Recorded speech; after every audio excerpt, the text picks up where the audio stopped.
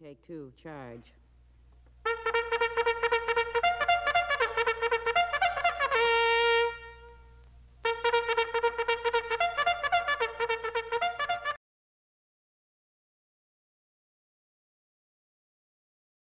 A little surgery time.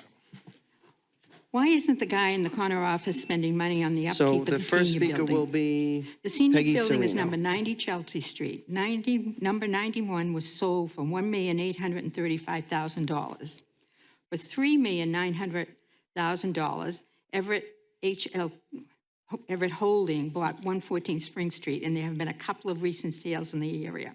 I attended a meeting at Warner Park where the guy in the corner office talked about moving the stadium to be with the new high school he wants to build. Then building housing where the stadium is. That might explain the purchase of Spring Street. Is it possible that the guy in the corner office will say the senior building is in terrible shape, so it should be sold? Where might the guy in the corner office move the senior center? Rumors is that the guy in the corner office is talking to the TND group, who said that they wouldn't want Pope John if a school was needed. Our schools are still overcrowded, despite a rumor campaign that say they aren't. The model shown to us at the 3 abutters meetings showed an apartment building at each end with a common areas building attaching them. Is the guy in the corner office thinking of using these common areas for the senior center? How much would this cost every year? We'd go from owning our own senior center to paying rent, heat, water, sewage, electric, maybe even taxes. Remember, the guy in the corner office would be giving this property to TND, and he said we'll be getting our money back through taxes. But if we're paying the taxes directly or through rent, we'll never get a cent for this property. Remember, we sold the Devon School for $950,000, and we have paid millions upon millions for the use of it. Please vote no on giving Pope John to TND or selling it. Please vote yes on Pope John being used as a school. Patty, turn on the microphone, the right-hand side. Yes. So they can hear me. Hi, my name's Patty Scalise. I live on Cross Street. I'm here to talk about number 2, the $100,000, which is a great thing. But back in April of 2022, the council approved a grant for $300,000 from the Department of Public Health for substance abuse after meeting with the city in September of 2022 to see where exactly their funds would be used. And several emails later with no response, it was brought back up to the city council for questioning last council meeting. Again, the answers were very vague. One thing that was not mentioned is the new substance abuse coordinator that was hired back in October of 2022, which one would think that would have been brought up along with the contact info. Instead, it was Narcan flyers and call 311. Once again, all very important, but the people at 311 have no clue what info to be giving out, nor are they trained in the substance abuse field. Info on ECTV is outdated and contact information is old. Sorry, I get so nervous speaking. We have yet to see any awareness campaigns or changes in the city's website. In fact, the point of contact still listed hasn't worked for the city in years. So tonight, again, we are accepting another $100,000 for substance abuse, which is a good thing. Don't get me wrong, but if those who need it the most do not know that the services are out there or readily available to them, then what is the point? Where's the money going? Who oversees it? The city was also involved in a statewide opiate settlement. Everett was awarded close to $919,000 because of how hard the city was hit with the opiate epidemic, with the first installment of $193,000 deposited in 2022 and the remaining balances broken down into around $40,000 a year until the year 2038. Where is that money slated to go to? Who decides? I think the families that have been hit the hardest should be at that table. To see the amount of money that comes into the city for the drug problem and very limited services providing is frustrating and very disappointing to those who struggle and need these services. Addiction is 24 hours a day, 7 days a week, hell. It doesn't take a break, and it certainly doesn't have 11 months for someone to figure out how to spend $300,000 meant to help the sick and suffering. Ms. Scalise, finish up, please. Okay, the drugs are rapidly changing and are more dangerous than ever. We have fake pills, fentanyl, lace weed. It's just never ending. Kids do not realize one pill can kill, and the one-time decision can alter your life forever. I've been doing this for a long time, and what I see in the addiction is a money-making business, and as the money continues to come in with no solid plan, is frustrating. Thank you very much. Thank you.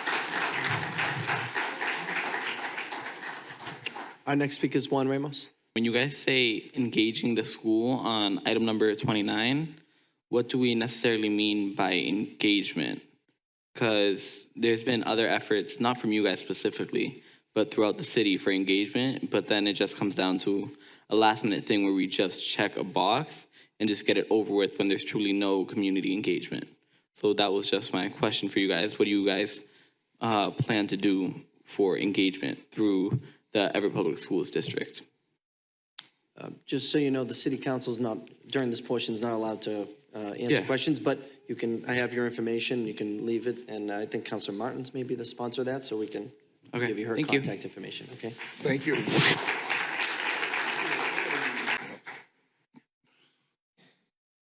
So the next speaker is John Popolo.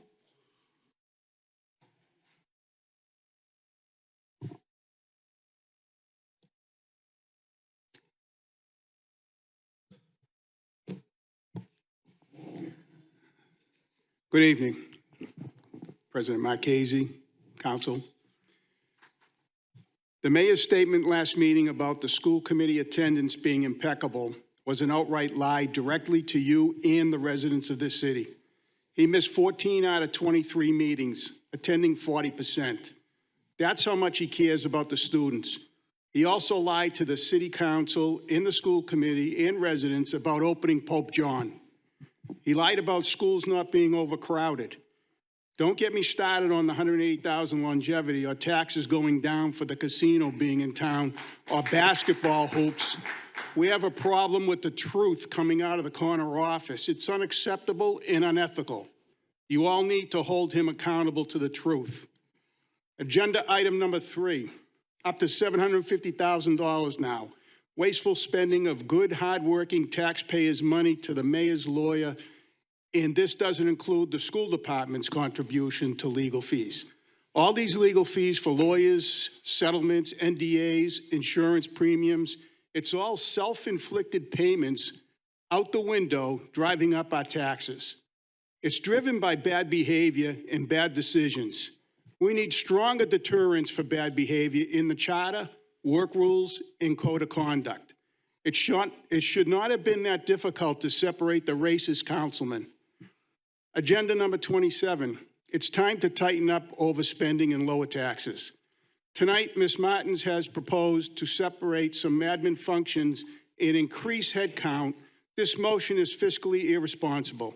Last meeting, February 27th, Ms. Martins also had a motion, number 22, to increase staff to help schedule rec center programs.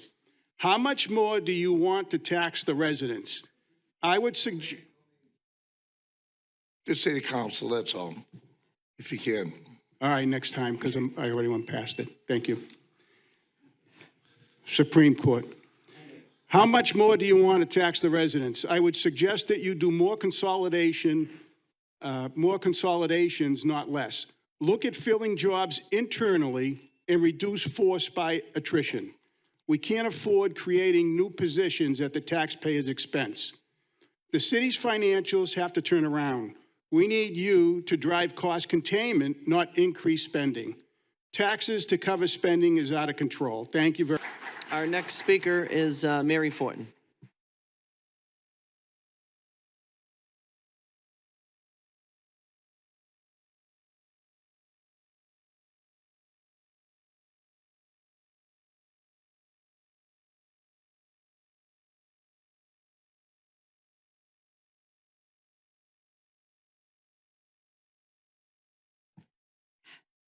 Good evening, ladies and gentlemen. This, I'm talking on number 28, 29, and 20.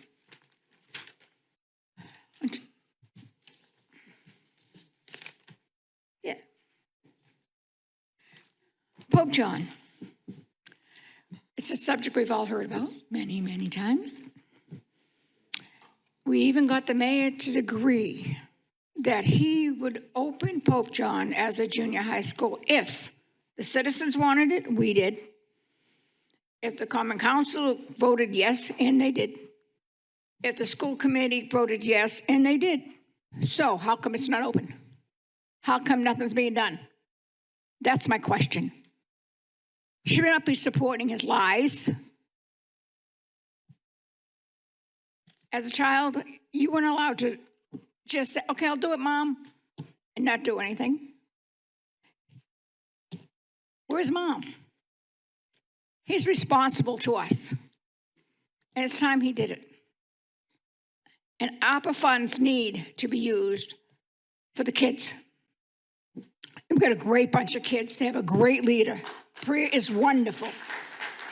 They love her. They have somebody they can talk to. When we were kids, you were just afraid. You were good because you didn't want to get in trouble. They're good, but they have opinions. They're smart enough to know what they need. And they need Priya. And no one seems to get that through the mind. But our time's running out. It's important that when the mayor makes a promise, that he keeps it. End of story.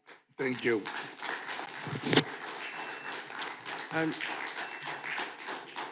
Our next speaker is Sandy Giuliano.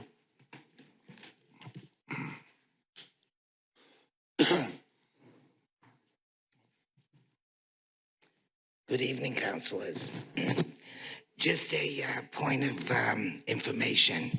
I meant to send the Supreme Court ruling out. We can say names. You know that, okay? I want to talk tonight about item number 3 first. I asked the city council to refuse to pay the additional $250,000 in legal fees with free cash, and to terminate any contract or agreement with Mr. Papaladaro and Mr. Ritchie. No one wants to say or share exactly what these payments are for. Are we paying to protect the mayor, his administration, the councilors and city workers in the racist Zoom meeting from last year? In November, Attorney Ritchie stated that the initial $500 was for their services to protect Everett's reputation in dealing with the Department of Justice investigation. After last Monday's school committee meeting, where the mayor and his followers, that little band of 6, voted not to extend the superintendent's contract, there's nothing their services can do to save Everett's reputation. The mayor just gave the Department of Justice a huge gift with this vote. Quickly, we got to work on that TMD and the other one. The parking problems in this city are ridiculous. The driving is ridiculous. You've got to get some people in there that know what they're doing to allow the developers to be on the other board. It's just poor planning. Why are we allowing this? Step up and do your jobs. That's why you were elected. Take some charge. You know it's too overcrowded in this city. We can't allow all this construction. Next speaker is Steve Iannacco.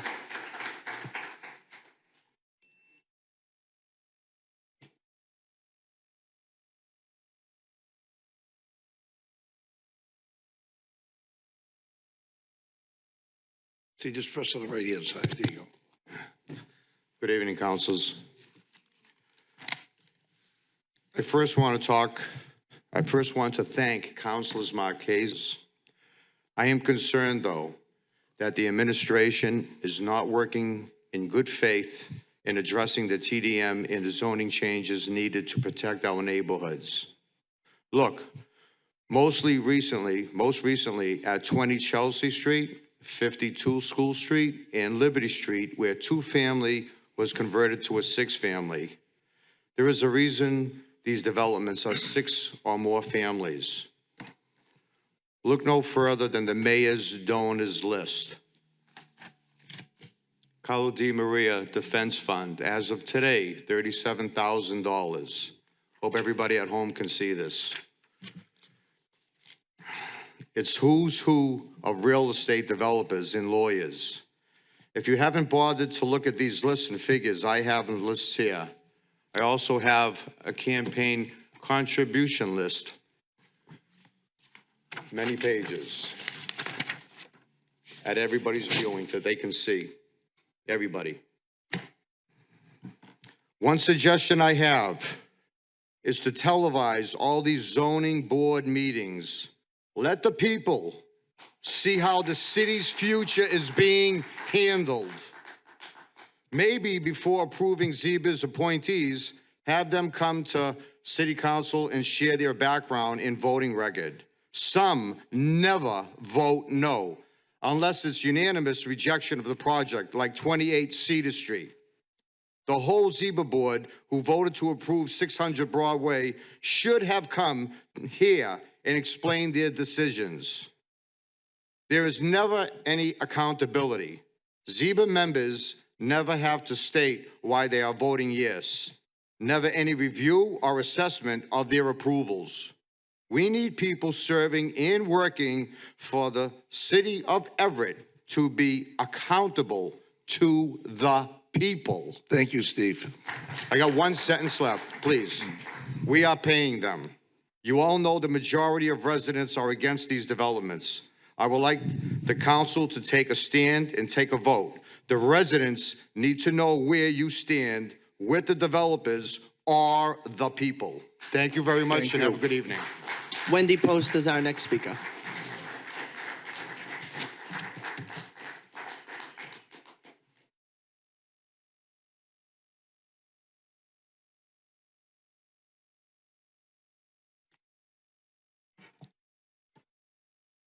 Hi, Good Ms. evening, Post. How are everyone. you? Hi, Thank you Wendy. for having me. My name is Wendy Post, Ward 2. I see that the discussion of using Pope John as a school is still on the agenda. I would again like to voice my approval for the renovations to open the school back up to alleviate the overcrowding of our school system. As frustrating as this is, being dragged on and on and on, we all need to stay focused on the needs of the children. Our population is only going to increase, and our main concern has got to be on the education of the children. I'm sure that all of the teachers will agree. It's bad enough that many of these children are living below the poverty line. Can we at least give them a classroom with a desk and a chair to sit in while they learn, in a safe environment where it's warm, comfortable, and has food? It appears that the mayor has seen firsthand how many poor families are in Everett when he saw some of them living in closets under stairs. I'm sure he would agree that no one should have to live under those conditions and then only to go to school and sit in a closet to learn. I would also like to talk about the $250,000 for the inquiry from the U.S. Attorney's Office. There's a request to be transferred from the solicitor's litigation account, and it begs the question, how much extra is in that budgetary fund balance? Is this the black hole of all money that needs to be allocated? And is this the best way to spend that money? Are we really robbing Peter to pay Paul? Thank you. Thank you. Speaker is Steve Pinto.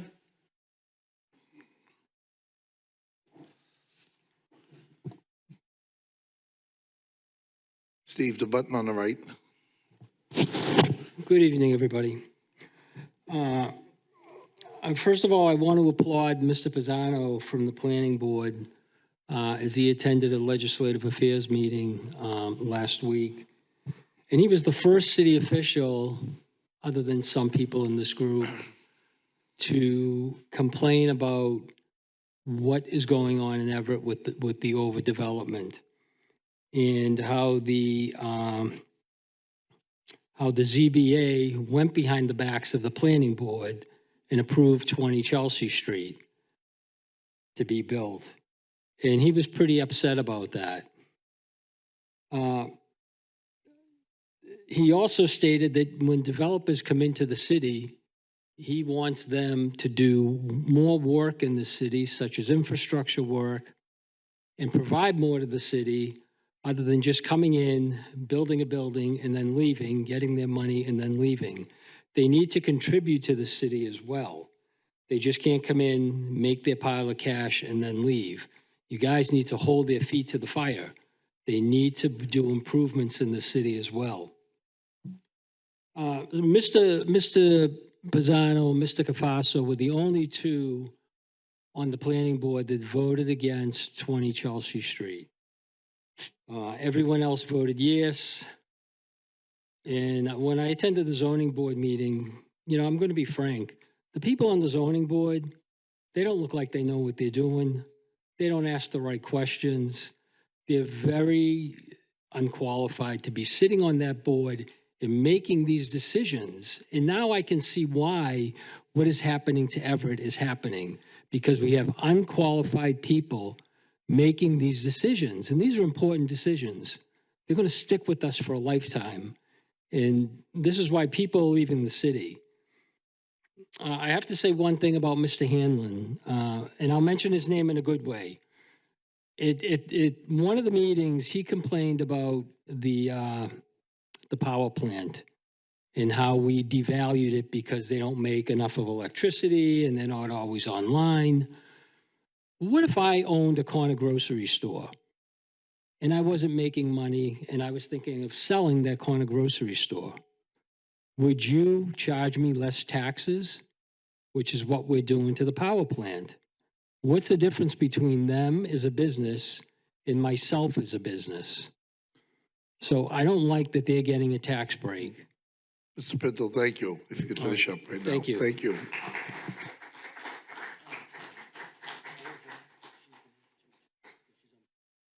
She the only one? She's the last one. On the other one too? Yeah.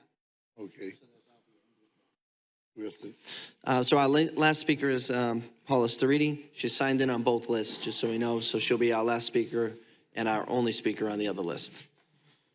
And we're going to take them simultaneously.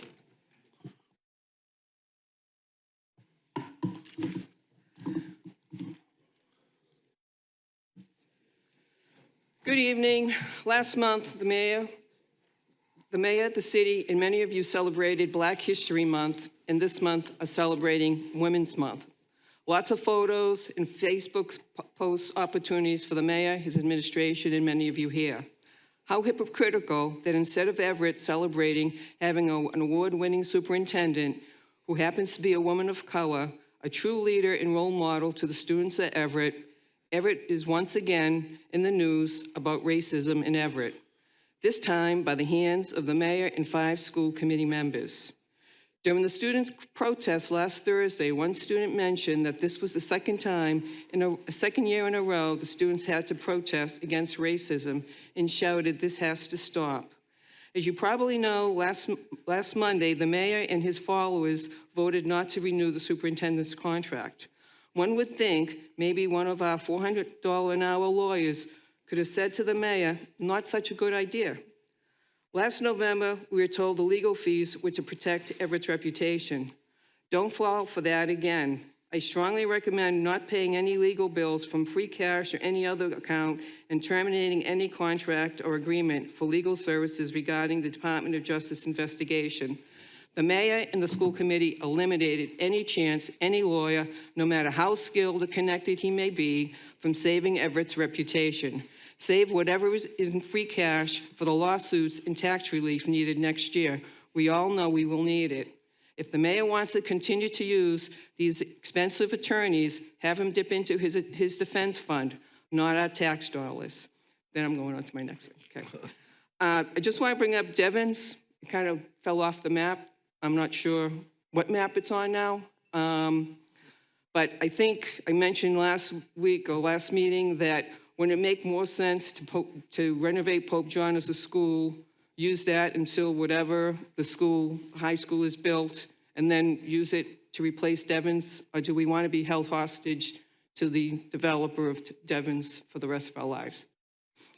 The other thing, residents are very frustrated that you guys are asking for things that we want you to ask, but when you ask the mayor or his administration for any answers, they either don't show up, or when they come, they're not prepared, or they postpone and say, next meeting, next month, or never. I would suggest you use your authority in appropriation to basically hold the administration, the mayor accountable. If you have the power to appropriate funds or not. If you are playing by the rules of the charter, the mayor isn't. You have to force him to treat you guys with respect, because if he doesn't respect you, he's not respecting anybody that's paying the taxes. Thank you very much. Thank you very much. Motion to close public participation. Motion made and second, to close public participation. Participation. Motion made second, open public. Motion made second, open public participation. All in favor? Aye. Aye opposed? Clerk, do you have a list? We don't have too many speakers on. There's 10. 2 are on both lists. We'll do last like we normally do, if that works for the members. And I'll put that up. But our first is from our Everett Fire Department, our president, Craig Hardy, and then we'll go to the other part of the list. What number are we on? Hello. Thank you again. Sergio, my name's Craig Hardy, president of the Firefighters Union. I just come up here tonight to thank the council, number one, for recognizing Sister Tori on her great efforts. That was very kind of you. Also for swearing in our new brothers. And also, I just wanted to comment on the ambulance. I know there's been a lot of talk about that up here. I'd like to also thank you for your support on that. We worked very hard over the last year or so with the mayor's team. The mayor's done great work all along with his team for us to come to mutual grounds to get this thing going off the bat. And I just want you to all know that our members now are in training for it. We have begun the process. It is going to be a process, though. I just ask you to be patient and the citizens. But the mayor has a great thing going here, and we are going to bring a better service to the city. So I just want you to be patient and understand that we are going to try to get that out the door as quick as we can. But there is a lot of training that goes with it, too. We don't want to go out the door unprepared. So I just want you to be prepared for that. But I just want to thank you. And I do want you to know that all the great work, though, that the mayor's team has done and that you all did for passing it. I know up here a lot of nights, I mean, I try not even to watch it too much, but you take a lot of grief. But I want you to know you do a good job. The mayor does a great job for this city along with his team. And a lot of things, what I've been seeing go on up here over the last year, sometimes it's just a lot of heartache. So I just want everyone to know, especially the citizens, to know all the good work that you do, that the mayor does along with his team. And I know my members out there are proud to work for the city and help the citizens, but I just think we all have to sometimes check ourselves and know that we're all in this together to make the city better. And I just want you all to know that you do a great job, and we really appreciate you on the Everett Fire Department. So I just want you to know that. Thank you. Thank you.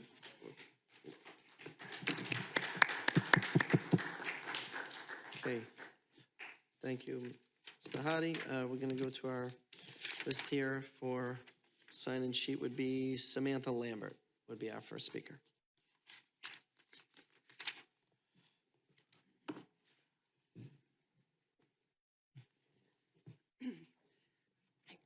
Good evening, Council President and City Councilors. My name is Samantha Lambert, 20 Pierce Ave, and I'm here speaking as a resident. And I will begin with expressing my opposition to item 17, exploring the allocation of ARPA funding for cybersecurity. Rather than asking the head of IT, I would strongly suggest asking the residents who you heard from in a public hearing on October 11th, 2022, that is yet to be revisited by this council. You have a situation where residents are not only willing, but asking to be a part of this process, and they have some very strong thoughts on how the pandemic impacted our community and very solid solutions to address them. Which brings me to the next part of my statement. How are you providing access to yourselves to the residents of this community? I know you all, and I know the pride you take in your good work. Work that is done with best intentions, but oftentimes it's done in silos, one-on-one, without investigating the structural obstacles that people are facing. Without contact information on the website like phone numbers or the actual email you use, how are people able to reach you without already knowing you or having a personal connection? If a person is interested in one of the many vacancies for a board or commission, adding valuable skills and perspectives, how are they to know how to go about that? Have you ever encountered a person at the rear of this building trying to enter, standing there wondering if it was open because the reflective surface makes it look dark? I have. And if you invested in explicit language, signage that said, yes, we are here, here's how to find us. What about publishing online and in-person signage to notify people how to participate in public hearings and public comment? Or investigating the cost of language access infrastructure, which has been mentioned by this council and appreciated. It's not enough to look around and ask why not everyone is represented at the table, but as leaders and representatives, you must take action to remove the barriers to even getting to the room. Empowering people requires giving up some of your own, and it can be scary, but that is what's necessary. I ask each of you to put away your defensive reflex and hear what people are saying. Listen and understand intentions don't Finish equal up, please. impact. One more sentence. Reflect on the situations where you were inadvertently a gatekeeper for an important resolution and interrogate how you can use your power to make those solutions easier for all. Thank you and have a wonderful evening. Juan Ramos is our next speaker.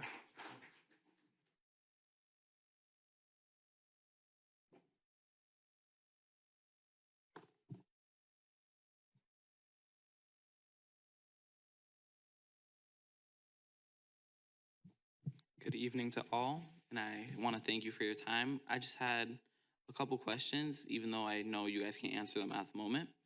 My questions are directed to agenda item 17. When you say cybersecurity, what do we mean? Because cybersecurity does have its own defined term, but different people use things in different contexts and use definitions and interpret them in their own way. So are we using this ARPA money to improve the city's internal structure of cybersecurity? Are we doing this to improve the city's website? Are we going to make it more language accessible? Are we going to make it easier to comprehend and to work through? What are we going to do with this money? Because this money has little to no oversight, and it is a huge chunk of money. So I would greatly appreciate if you guys could reach out and talk to me more about that. Thank you. Thank you. Our next, oops.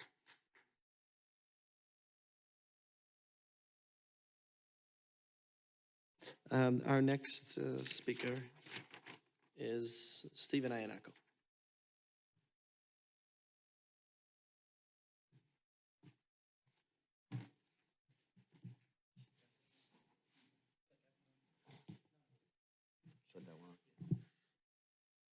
We'll do a double.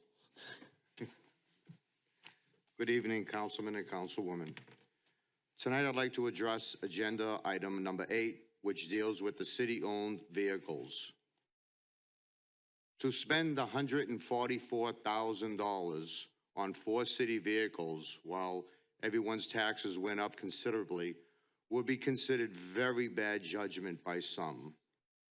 I think it might be prudent to ask for a list of vehicles currently owned by the city, which departments they are used in, who drives them, where these people live, and who is paying for the gas.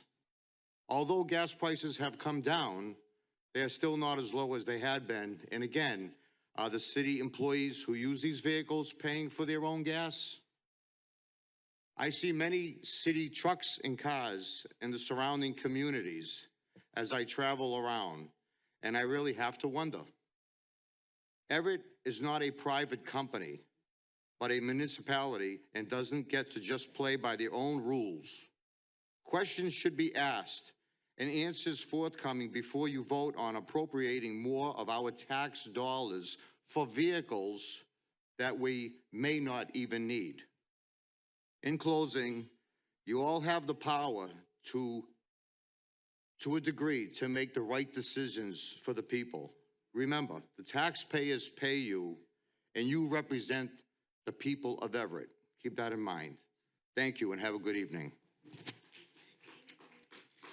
Thank you. Our next speaker is Sandy Giuliano.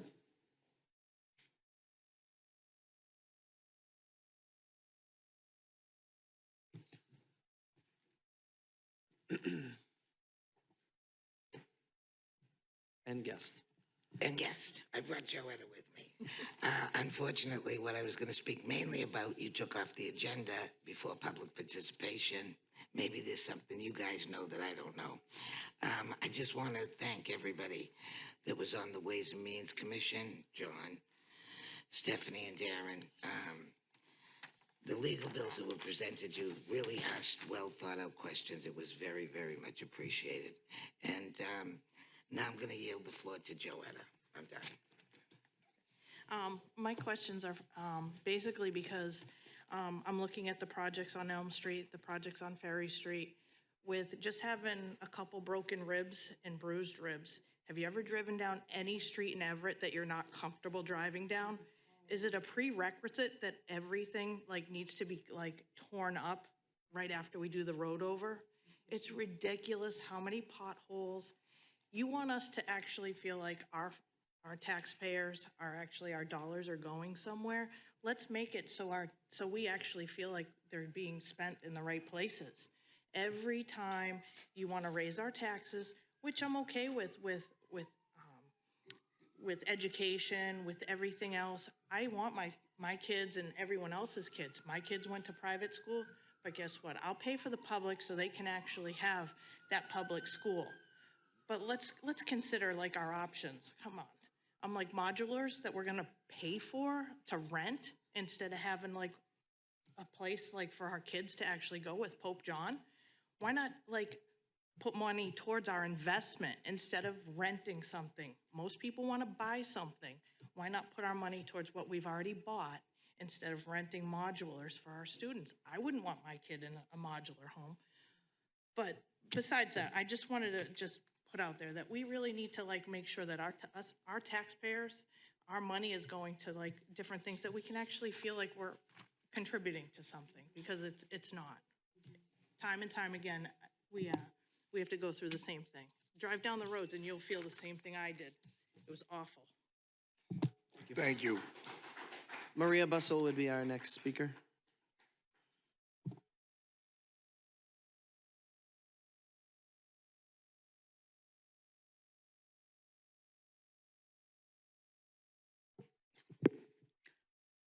I would like to address item number 10. What does it take to see any movement on this issue? We have been discussing this for close to 1 year. I ask, would any of you wait a year for an estimate? I don't think so. It's evident that the administration has no interest in alleviating the overcrowding of our schools. You all, however, have voiced your opinion through your vote that Pope John should remain a school. The school committee voted to keep the building a school. However, there is one person that doesn't want it, even though he publicly stated he would go along with your decision. It was a suggestion of using ARPA funds to jumpstart the project. I feel this is a great idea, as it would drastically reduce the burden to the city, yet there is still pushback from the administration. Unfortunately, I have seen Everett slowly turning into a dictatorship, and I think it's about time that we get our democracy back. Thank you, and I expect no retribution nor retaliation due to my opinions. Thanks. Thank you. Thank you. Our next speaker is Peggy Serino.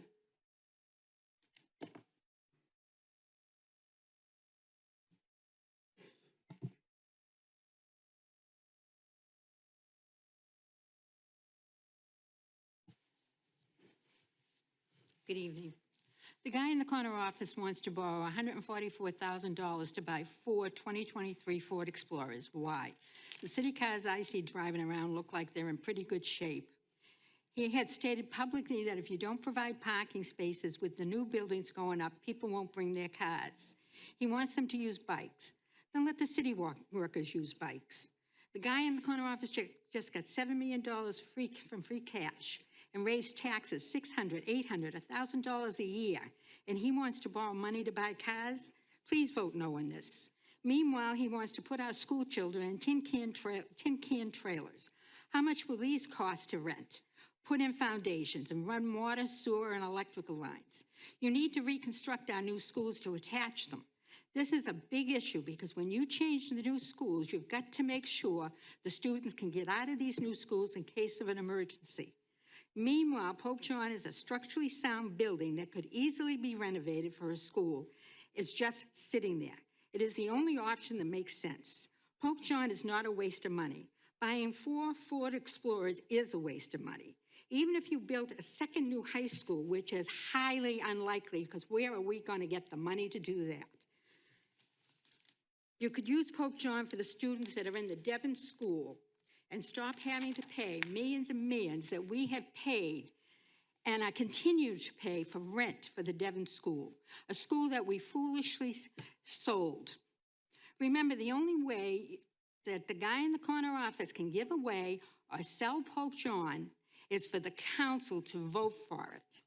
Please vote no on buying Ford Explorers and tin can trailers, which are temporary. Remember, all the money you're going to spend on these tin can trailers, which they call modulars, is temporary. And vote yes on Pope John. Please remember that while the guy in the corner office wants to spend all this money, he's not up for re-election this year, but all of you are. Thank you, Paige. And who's going to carry the burden? Thank you very much. Sorry, our next speaker is David Fortin.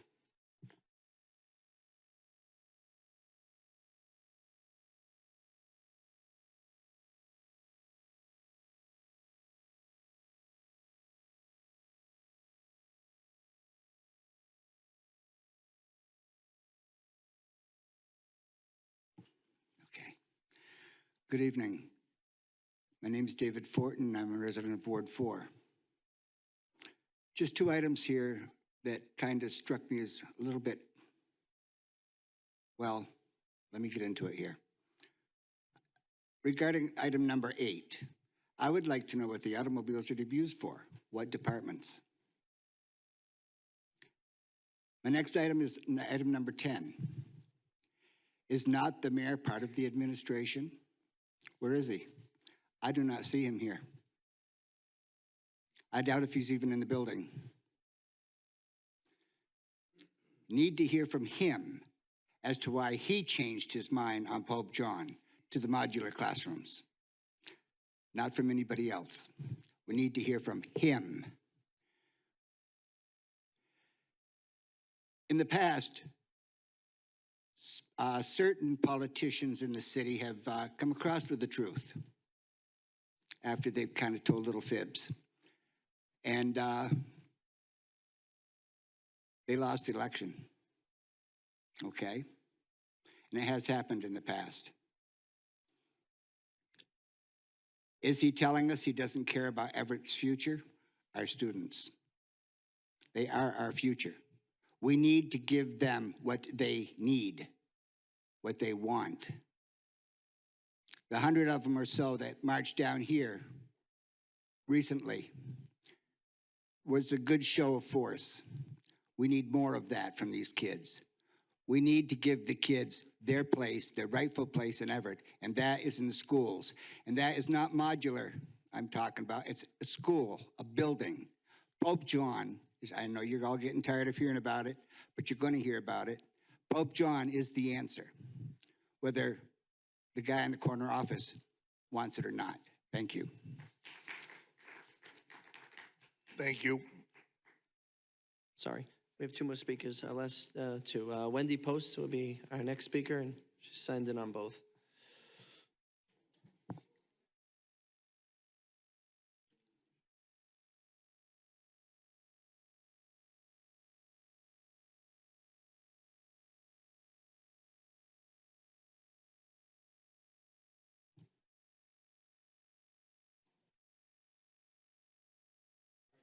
No worries. Go right ahead, Wendy. Hi, Wendy Post. Thank you all for allowing me to speak here before you. Tonight, I would like to discuss several unfinished business items. First item is 403-22 from the December 12th meeting regarding a cost analysis on rehabbing the old high school. This item was sent back to sponsor. We have not received any definitive numbers, along with another resolution, 434-22, which was sent back to sponsor, was the resolution that the administration draft an RFP for 888 Broadway, which is Pope John. Again, no formal RFP sent back. Now we can talk about the modules. The council has requested multiple times for an RFP cost assessment for the installment of these modulars at the schools where we can fit them.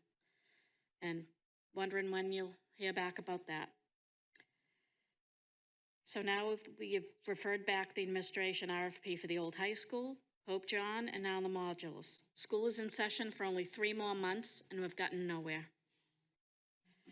With regards to today's agenda item number 109-23 for the 4 electric SUVs, are these vehicles necessary to the city at this time? Spending's on the rise, and it doesn't sound like spending $130,000 plus on 4 vehicles is a sound economic decision. Regarding the taxes, and that went back and forth, and people were called out on how much their taxes went up, and they didn't really go up that much, and how much did mine went up $150 a month.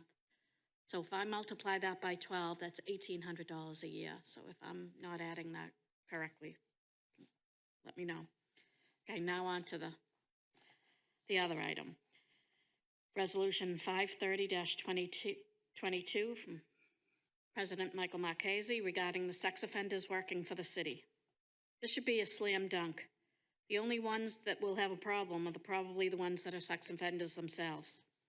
Currently, Chapter 22 of the administration legislation under Section 22-2 states the purpose, and I quote, "It is essential for the continued well-being of the city that its citizens have full confidence in the integrity of its municipal employees." That includes police and fire. The city desires to promote such confidence by demanding the highest standards of ethical conduct for each municipal employee. It is required that municipal employees conduct themselves in such a way that their behavior, both in practice and appearance, conforms to the highest standards of ethical conduct. Unquote. How does the fire chief plan on doing his part with his department? It is morally wrong to allow a sex offender to work as a firefighter, no matter your age, your sex offender status, or any other subject matter. Creating a policy or charter update that ensures the leaders of our city departments hold their employees accountable for their actions is imperative to the safety of our city. Thank you. Thank you, and our last speaker is Paula Stariti.